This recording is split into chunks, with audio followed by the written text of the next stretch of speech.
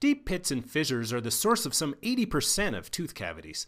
This is mainly because food and bacterial plaque lodge in these tight crevices and are often inaccessible to toothbrush bristles. Plaque acids and enzymes at the base of these grooves cause the tooth enamel to dissolve, eventually leading to cavities. Over the years, many attempts to stop pit and fissure tooth decay have been made. Here are the most common, their strengths and weaknesses. Fissurotomy, or prophylactic odontotomy, involves funneling the grooves open with a cone-shaped dental burr. If done early enough in grooves that do not extend through the dentin layer, it may be possible to perform this procedure and nothing further. More commonly, however, the deepest pits and fissures do extend close to or into the dentin layer, and this procedure must be followed by placement of a filling of some type. The procedure must also be performed by a dentist, since it involves removal of tooth structure. The grooves can also be cleaned out less invasively with a microabrasion handpiece, which sprays a stream of abrasive particles deep into the pits and fissures to remove plaque bacteria and roughen the enamel surface. Since microabrasion doesn't completely eliminate the deep, narrow crevices, it is usually followed by placement of a dental sealant. If the preparation of the groove extends into the dentin layer of the tooth, a filling is placed instead. Following thorough plaque removal from the pits and fissures, the tooth is isolated from all mouth moisture and the grooves are etched with a mild acid solution. This produces a microscopically roughened surface into which the sealants will adhere. The sealant is then applied to the grooves as a viscous liquid, which hardens on its own or by exposure to a blue light. Once placed, the sealant prevents bulk plaque from being able to accumulate in the pits and fissures. But sealants do have some potential downsides. It is possible for microleakage to occur along the sealant, especially if moisture is present when the sealant is placed. If leakage does occur, it may be difficult to detect until a large cavity develops beneath the sealant. It's important to remember that sealed teeth are not completely resistant to tooth decay. It's a big mistake to relax nutrition and oral hygiene standards on the belief that sealants alone will prevent cavities. And remember to see a dentist regularly to have the sealants evaluated for signs of failure, part of any thorough oral exam.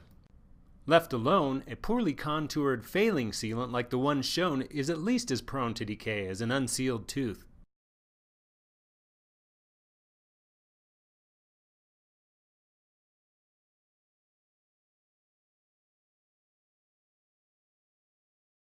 First, indicate the teeth that sealants would benefit.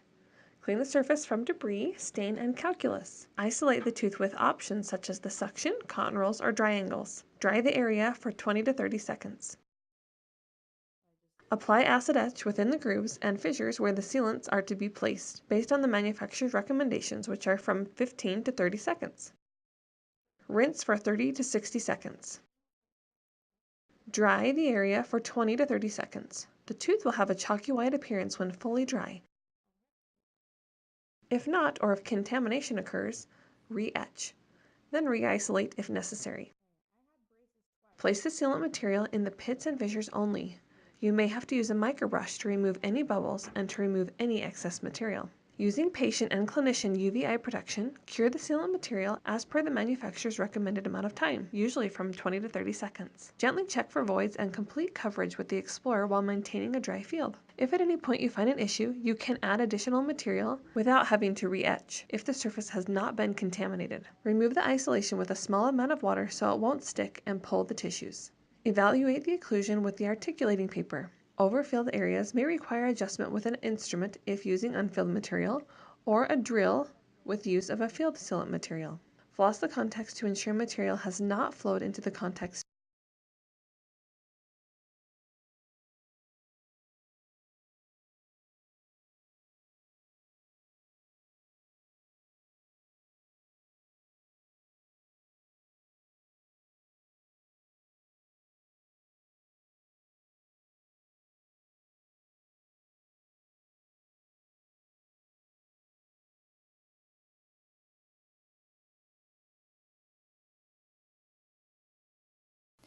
This video will demonstrate the tray application of topical fluoride on a patient.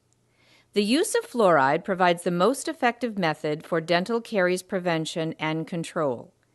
Fluoride treatments are not limited to use on children.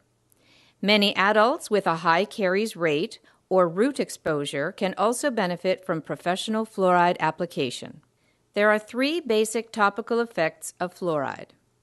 Topical fluoride prevents tooth demineralization. It enhances remineralization of incipient lesions. Finally, topical fluoride maximizes resistance to dental caries by inhibiting bacterial activity. There are a variety of fluoride agents available for professional application: 2% neutral sodium fluoride, 1.23% acidulated phosphate fluoride, 5% sodium fluoride varnish, and 8% stannous fluoride. Acidulated phosphate fluoride is the most commonly used agent in clinical application. Professionally applied fluoride agents come in 4 delivery methods: gel, foam, varnish, and rinse. We will be demonstrating the use of the gel application in this video. The supplies needed for a professional tray application are 1 maxillary and 1 mandibular disposable fluoride tray, a 2x2 gauze square, a mouth mirror, saliva ejector, an air-water syringe tip, and a timer or wristwatch, and the appropriate fluoride agent that is based upon the patient's caries risk assessment. In preparation for the procedure, a rubber cup polish is not routinely necessary before fluoride application. A toothbrush is then recommended for biofilm removal. Review the patient's medical history for any contraindications, such as food and dye allergies. A detailed explanation of the rationale and procedure must be given to the patient. The patient will need to be instructed to avoid swallowing the fluoride during the procedure, and that the duration of treatment will be 4 minutes. Before starting the procedure, place a barrier over the fluoride bottle to reduce cross-contamination and to support the practice of standard precautions. A selection of fluoride trays is available for the clinician's use. There are 2 tray types that can be utilized, 1 for the maxillary arch and 1 for the mandibular. These trays also come in a variety of sizes: small, medium, and large.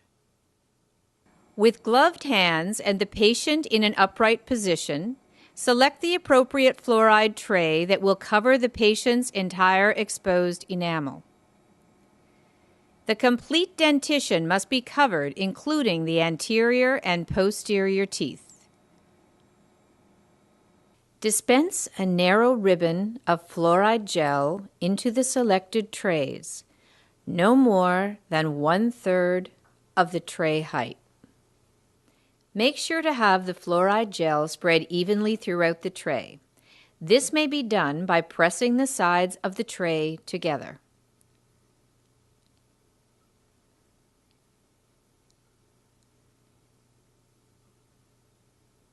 The fluoride gel can also be spread by tapping it on a hard, clean surface. Another method to spread the fluoride gel is to use a cotton tip applicator.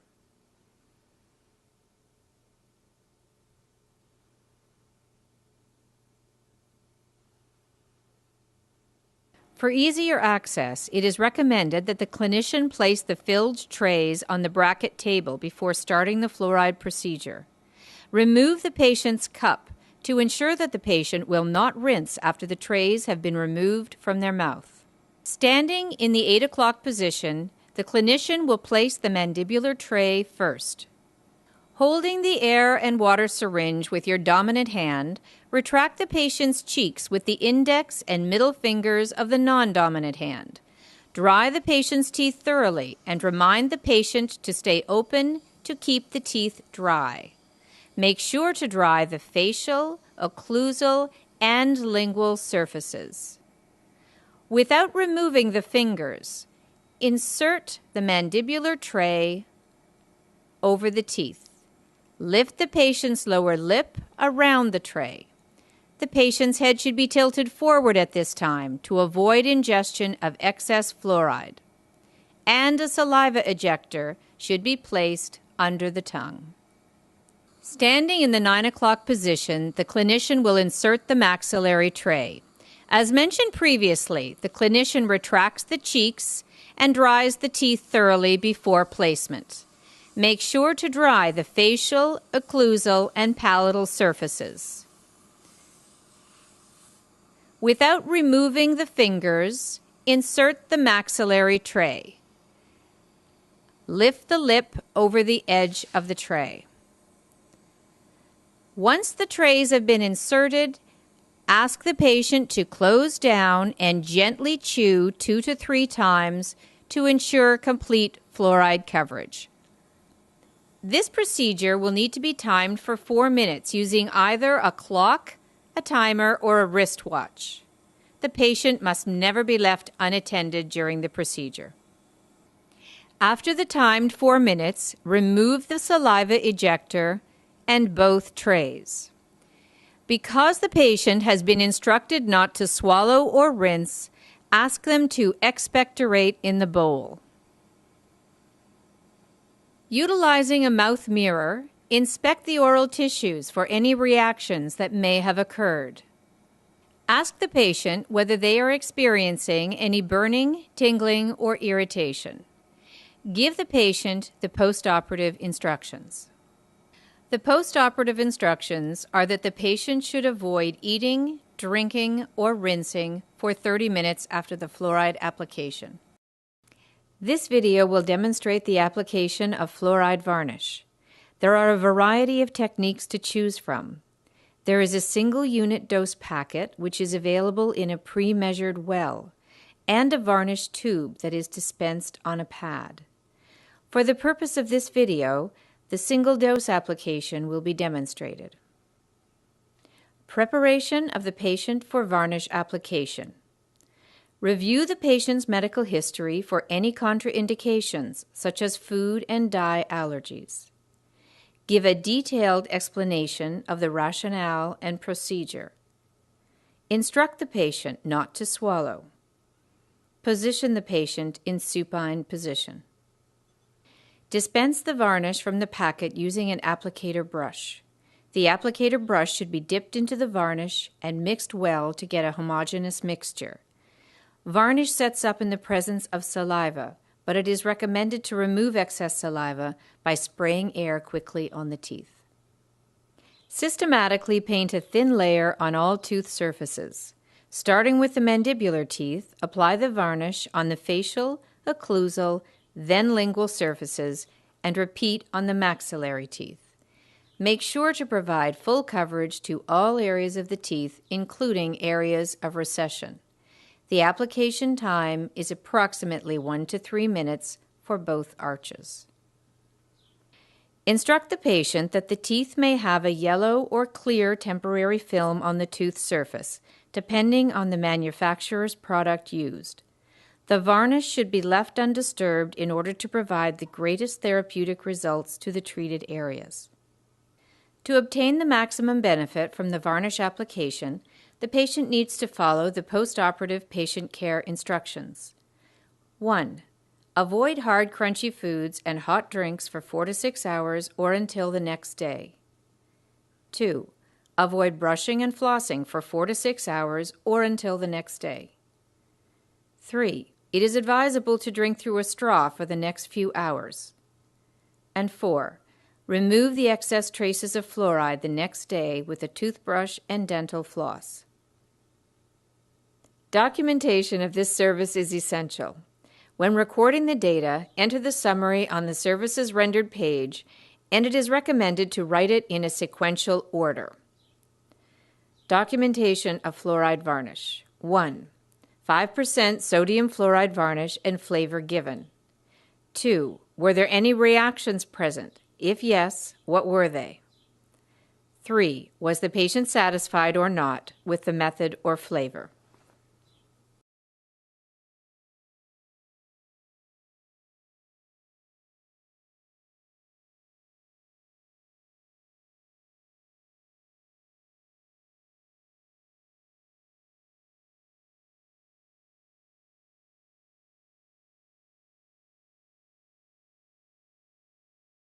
Everyday lives.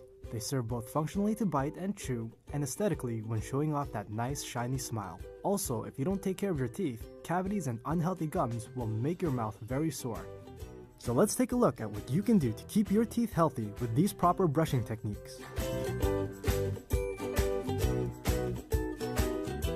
The first technique is the horizontal technique. It is done by moving the brush back and forth on the teeth in a scrubbing motion. It is the method that most people use to brush their teeth. However, it is not recommended because it is very abrasive to the gums, which can lead to gingival recession. This next one is the phones method. It is done by moving the brush in a circular motion along clenched teeth. This is the technique that is taught to a young child and to those with very limited dexterity. Next up is the modified Stillman.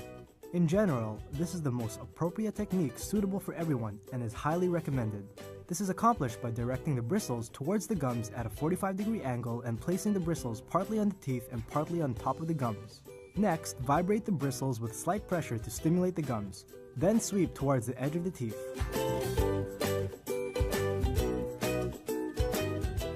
Repeat for the inside surface of the tooth. For the chewing surfaces, gently use a back and forth motion. Similar to the Stillman method is the Bass method. This is used for people with continuous receding gums. This method is identical to the Stillman method except for one modified step. When directing the bristles towards the gums at 45 degrees, instead of placing the bristles on top, you want to gently insert the bristles of the brush underneath the gums. The rest of the steps are the same. This final method is the Charters technique. This is not as commonly used and is for people with orthodontic and fixed prosthetic appliances. This method is also similar to the Stillman and Bass technique. However, the bristles are not directed towards the gums, but are instead directed 45 degrees towards the edge of the teeth.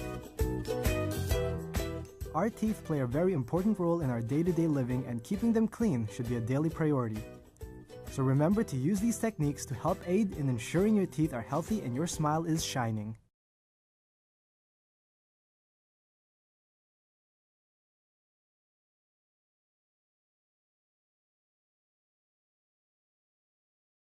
The teeth.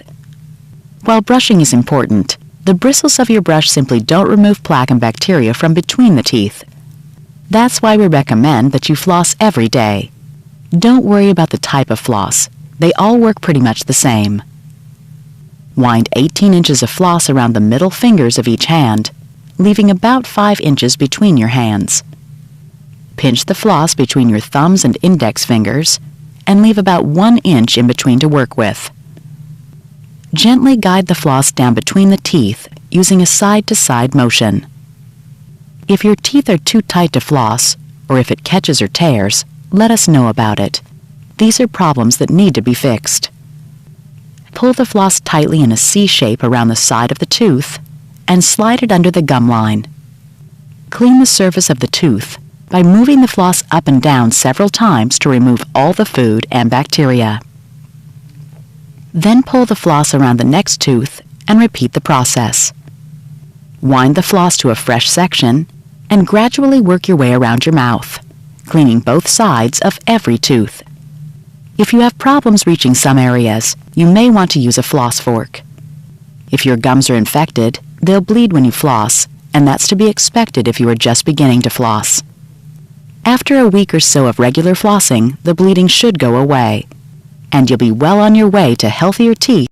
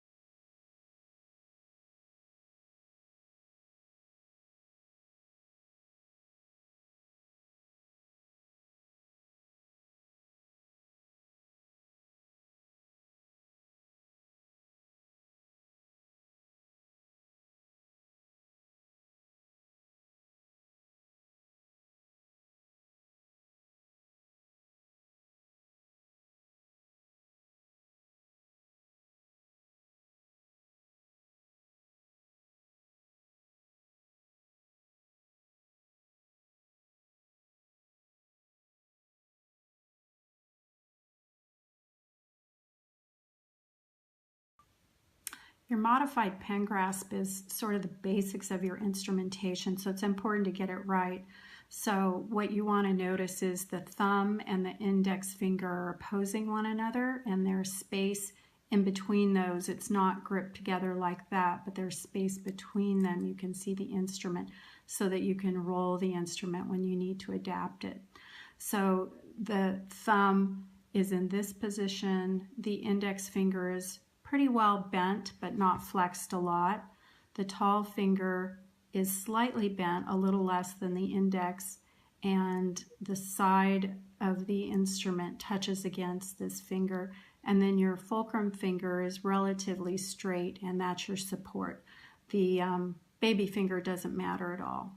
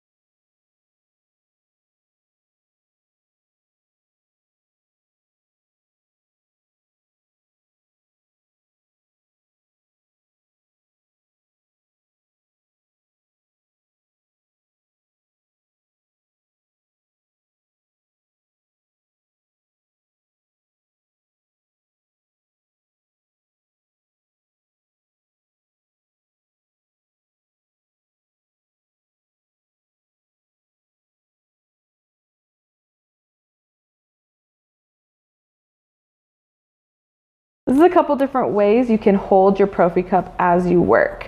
So there's lots of different techniques. I am prone to dropping it, so I sometimes will just even keep it on my tray, but a lot of people will hold it like this in between their fingers, and then they'll even put like a piece of 2x2 in between there. So you can dab your cup in there and then dab on the gauze if you need it. Another way you can hold it is on this top side. You kind of make like a little hook with your ring finger. You can hold it in there. So you're holding your mirror through traction and you grab it like that. Another way you can do it is you can have one of these that you could purchase. A lot of the NuPro, if you order NuPro, it comes with them in the box. You can put it in between your middle and your ring finger. And that's super helpful to hold. Over time though, they tend to, over autoclaving them, they loosen up so the rings don't hold as well. The cups don't hold as well. You can buy the rings that have them built in. It's not as cost effective, but it's really helpful to be able to just have it stuck on your finger and it's stuck in there so there's no chance of it falling out. Okay, so buckle the first quadrant. The saliva ejector, any suction, any saliva, polishing paste in your cup. Retract. You're going to have the chin up, head straight ahead, sitting in 8 o'clock position, fulcruming on the maxillary teeth, anterior area. And you're going to retract with the back of the hand piece in the cheek area, and then start polishing from the distal to the mesial. And then again, if there's stain on the incisal, do another Sweep with polisher.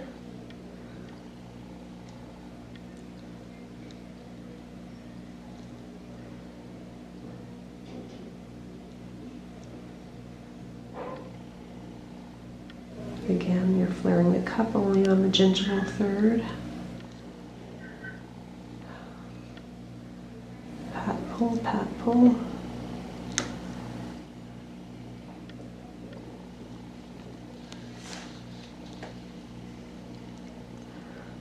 Up to and including both premolars.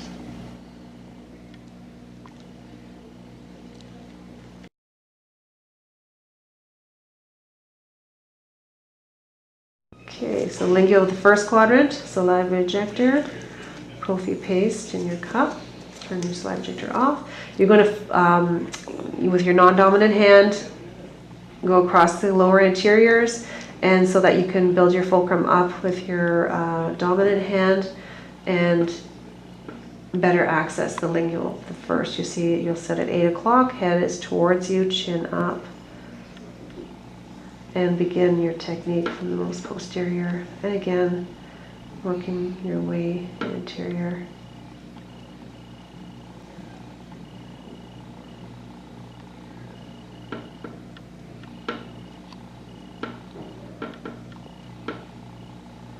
All the way to the first premolar.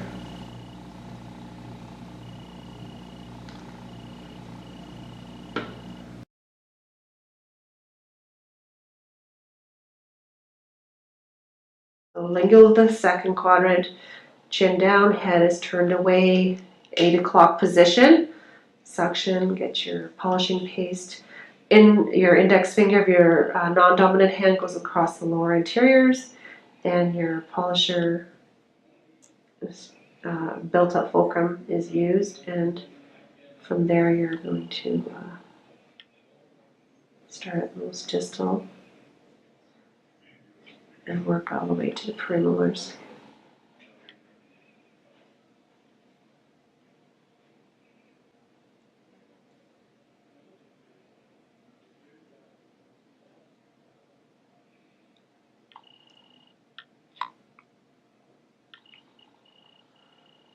And then stop at the first premolar.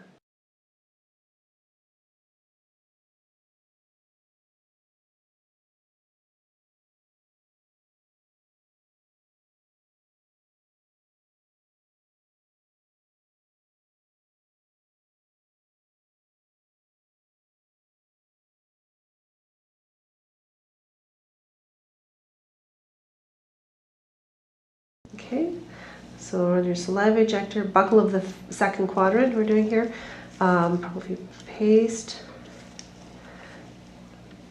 You're going to fulcrum on with your index. You're going to put your index finger on the occlusals of the third quadrant posteriors, and have the client close. Well, get your fulcrum on the index finger, so it's called a built-up fulcrum.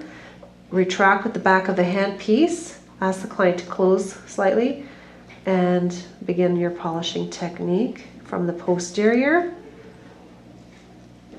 working anteriorly.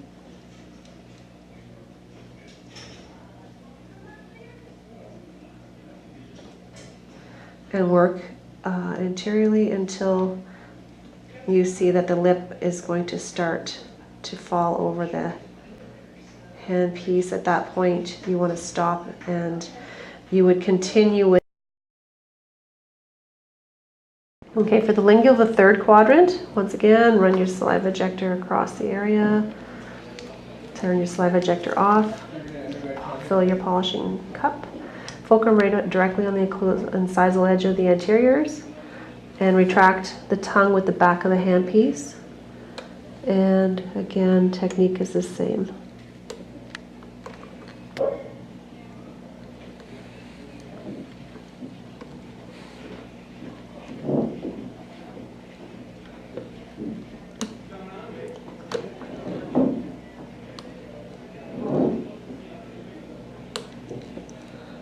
And for those premolars, you may have to have the client actually turn a little bit more away from you to see, and you may have to slide your your position forward a little bit. Get your direct vision on those teeth. And like that.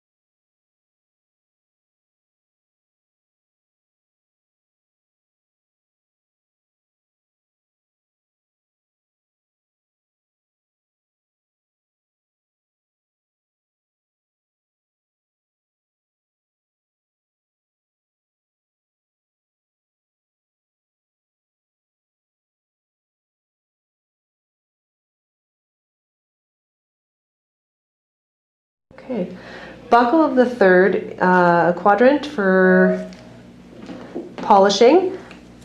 Head, chin is down, head is slightly towards the operator, clinician. Use the saliva ejector in the area. Saliva ejector turned off. Polish in your cup.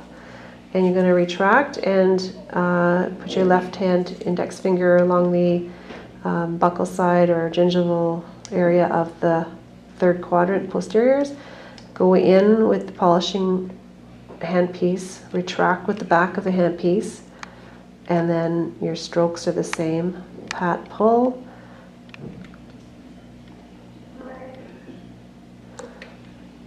Gingival half, pat, pull, if needed, and work your way forward. Okay, we're polishing the fourth quadrant buccal. Run the saliva ejector first around the area that you're going to be polishing. Remove the saliva ejector and you can place it back in the holder or keep it in your hand if you like. Put some polishing paste on your polishing cup. And maybe up to what you're going to do is have the client's chin down, of course, and head straight ahead, and you're sitting at about 8:30 position. The premolar you can't reach, you can come, and you're going to come in and fulcrum on the anterior area with your polishing hand. Better. And then starting at the very distal surface of the last molar, you're going to pat and pull. The stroke is called a pat-pull stroke. And flare the cup into the sulcus as you pivot and rotate into the mesial third, mesial half. And then you're going to go over the occlusal half of the tooth if there is stain there. If no stain, just again, you don't need to polish there. And then moving on to the next tooth. Pat, pull, the cup flares on the bottom half. The whole cup isn't on the tooth at the same time. And you don't have to use your index finger to retract, but I am for the mannequin in this purpose, just so that I could video better. Pat, pull, pat, pull, pat, pull. And moving across up to and including the premolar area. I'm only lingual the fourth quadrant for the polishing. Run your saliva gingival third. However, if you need to come up to the incisal third, polishing paste on. Turn your saliva ejector off. To another. Then you can basically fulcrum on the anterior area with your polishing handpiece. Retract the tongue. The back of the retract the tongue with the back of the handpiece, and start your polishing on the gingival third. Again, working from distal to mesial. Again, top half, if there's stain as well, go back over the occlusal third and work your way across the teeth. Same technique all the way. 8 o'clock position, head towards you.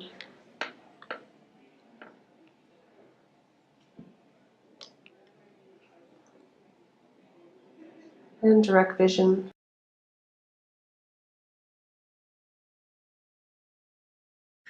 Okay, so now we're moving on to the anteriors. And on the facial of the anteriors, remember where you left off from the 8 o'clock position when you were in the premolar area. Saliva ejector, rinse, evacuate, polishing paste on your polishing cup, and then continue from where you left off from the buckle of the second quadrant and work your way then into the interiors. Again, longer tooth, you'll need to do a couple of sections if there's stain.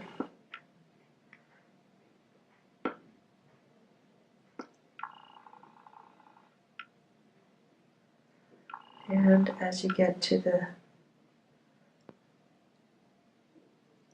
centrals, you'll start asking the client if they could straighten their head up.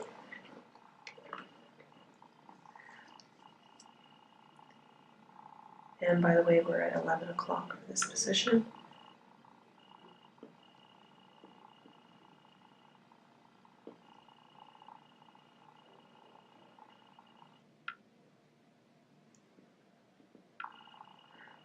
And by the time we get to this, the first quadrant interiors, you have the client turn their head away.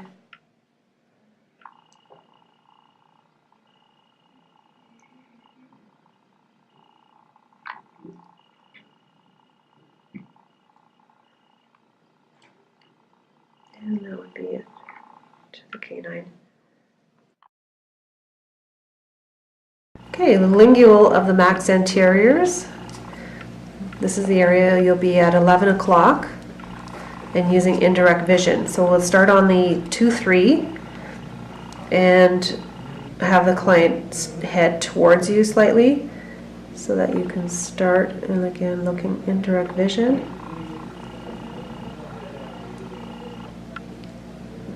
And work towards your fulcrum. You're fulcruming right directly on the incisal edge of the max anteriors.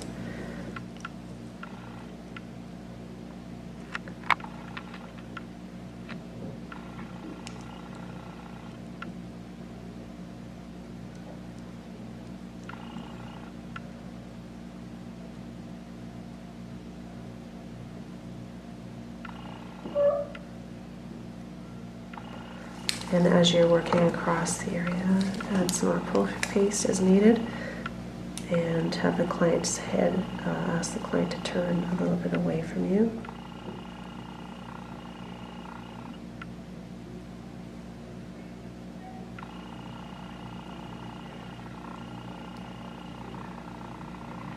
To the 1-3.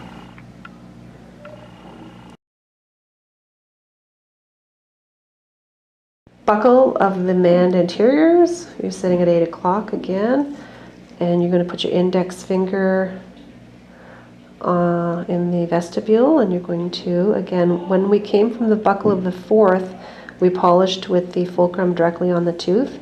Now you can go across those mand anteriors up to wherever you're able to, and then when you're not able to do it comfortably anymore, then you would be able to put your hand on top of your index finger of your left and just use a built-up fulcrum for the remainder of those mand anteriors, and finish off on the canine from this position. Oops, well, you can even do the distal as you swiveled it and going this way actually.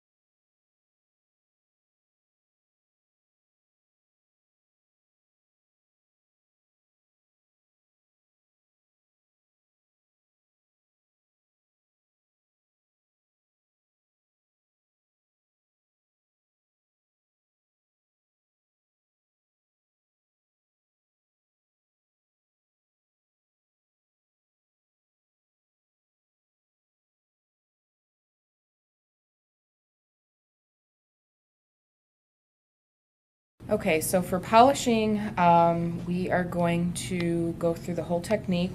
Our rheostat has to be on the correct setting. Also, this is my hand piece here. We have the motor and the cone, and we have our prophy angle. And we also have to get our prophy paste here. I like to just hold on to mine, but we do have a couple different things that you can use as a holder to make it a little bit easier for you. So I'm going to remove the lid off of my prophy paste, and until you get a really good grasp on hearing the kind of the rotations that are adequate for polishing, you kind of want to gauge over here on the tray is a little dial. So you want to be between 10 and 15 rotations. So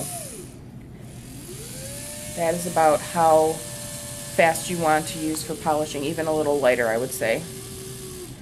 Okay, so before you start polishing, you want to apply the prophy paste. So we're going to gather some in the cup and kind of just smear it over 3 or 4 teeth. Just like that. So we're going to start with the technique. We're going to go down the center and then do side and side. When you're pressing the cup against the tooth, you want to flare the cup toward the gum line, like this. So I'll show you one. And then you want to make sure that cup flares into the interproximal space.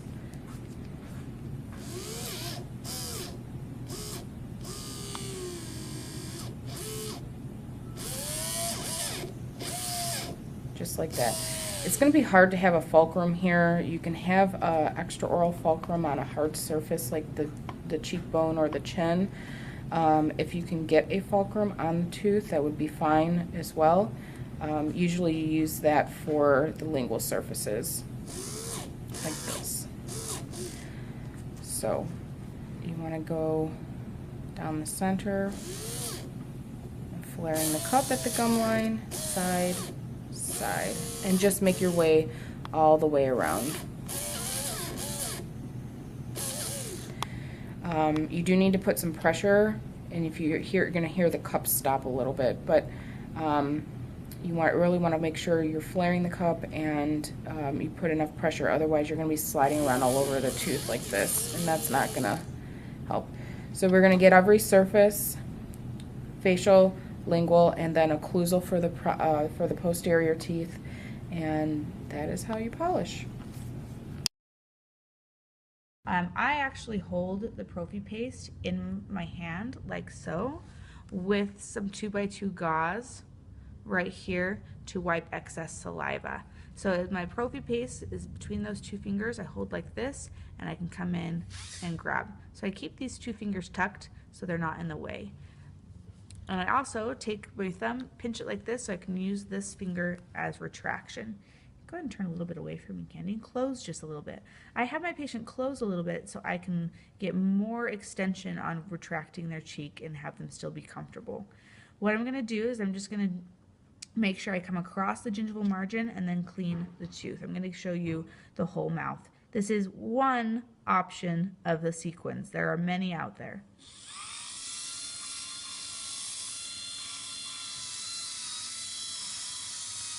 Reload. And fulcruming on her chin using an extraoral fulcrum.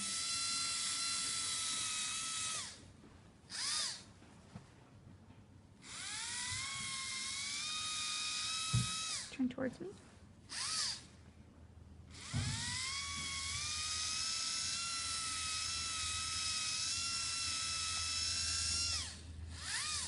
Turn more towards me. Thank you.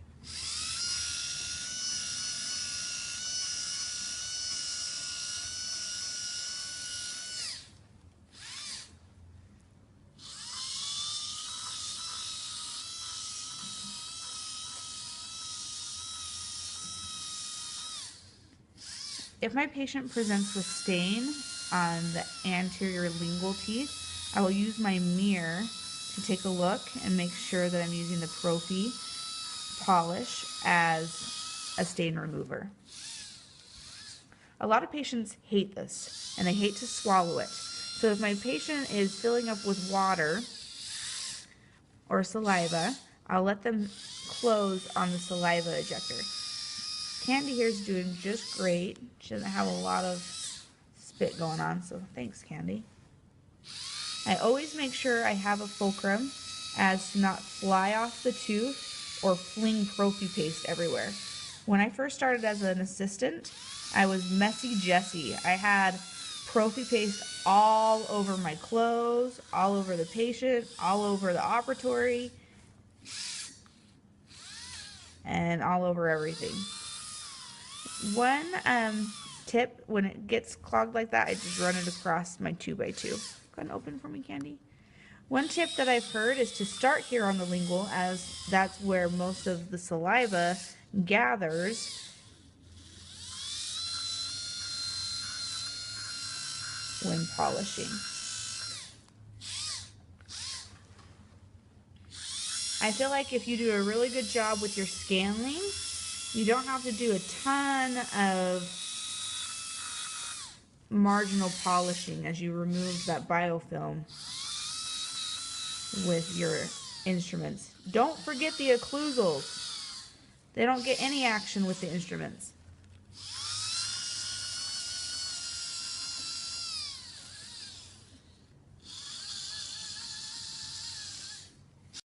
So instead of using a indexing tab, the little chewy one, if you have a patient that has a hard time chewing or like a kid, you can use this gel instead, which is pretty handy. So the first thing you're going to do is just put a little bit on a 2x2 before you put it on your tray, and it's pretty runny and it dyes. So you want to be super careful around your scrubs or around your patient's clothes, because if it gets in there, it's really hard to get off. And just paint it on, and usually towards the gingiva is the best. You can use a little bit of water, just rinse the excess off really gently.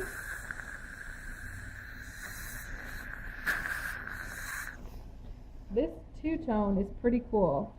So the darker the color, the older the biofilm. So the bright pink is new, it's in the last 24 hours, and then anything dark pink to bluey purple, older.